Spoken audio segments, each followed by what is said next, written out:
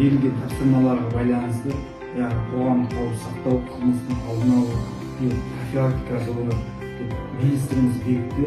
Соған байланысты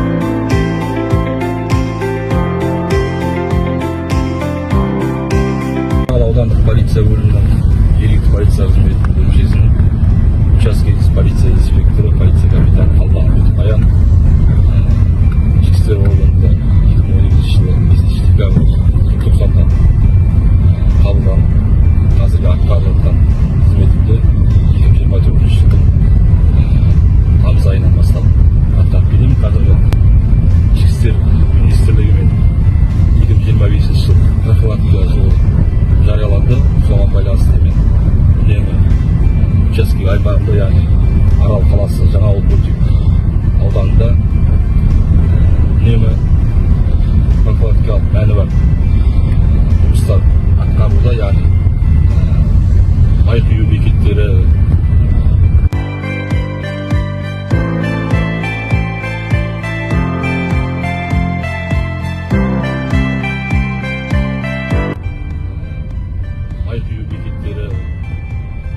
дүкендерге Қазақстан Республикасының заңымен салынған әкімшілік құқық бұзушылық туралы кодексінің 200 бабы бойынша түсіндірме жұмыстарын жүргізу, яғни алкогольдік өнімі 30%-дан асатын өнімді, алкогольдік өнімді сағат 22:00-ден ертеңгі сағат 12:00-ге сатылуға тыйым салынған Қазақстан Республикасы заңдарымен, және де 18 жасқа толмағанға мүлдем арасында арақ өнімін сатуға болмайды, 21 жасқа толмаған балаға темекі өнімдерді сатуға болмайды. Сол аймағында бір мектеп бар. Мектепте кәмелет толмағандарға қылмыстың яғни сіздер ойын барысында мектепте қайтқанда бұл жерде көрдіңіздер ғой суретті.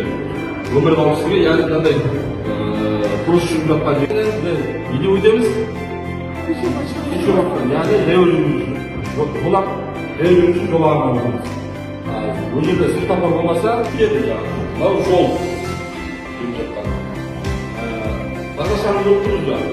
Бағдаршамды жоқ тұрмыз. Сонда да, жасыл жансада сіздер бірінші сол жаққа қарап, оң жаққа қарап жүріңіз.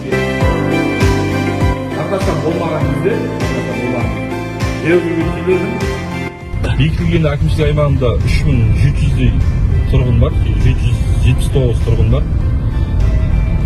Онымен учаске шарасы аясында араланып бәріне визиткілер таратылды, және қылмыс пен құқық бұзушылықтың алдын алуға күнделікті учаскелік аймағында профилактика мәні бар.